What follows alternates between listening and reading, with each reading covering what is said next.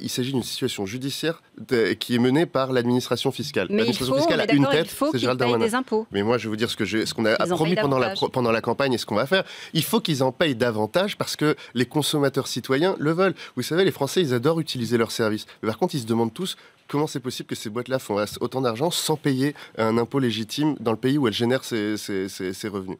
Donc, on a lancé une initiative au niveau européen. Au dernier Conseil Télécom, au dernier Conseil européen, avec tous les autres ministres du numérique, on a abordé le sujet. Ce sujet, il va revenir encore sur la table du Conseil. C'est un sujet où la France est leader. Nous, on a proposé différentes propositions. Pendant la campagne, on a parlé d'une taxe sur le chiffre d'affaires. On a parlé de façon nouvelle... Oui, mais la première décision, c'est de s'arranger. Donc, les gens vont penser, quand on est puissant, on peut s'arranger avec le fisc. Il s'agit de deux temporalités. Aujourd'hui, le droit européen, le droit français ne permet pas de les taxer. Ne permet pas. Parce que ce sont de nouveaux opérateurs qui transforment le modèle même d'une entreprise internationale avec des flux qui passent sous notre radar, qu'on ne voit pas. Mais tout cela est très légal. On ne dit pas que ces boîtes font des choses illégales. On dit juste que ce n'est pas moralement acceptable. Donc, ce n'est pas acceptable pour les Français que ces boîtes continuent de faire ça.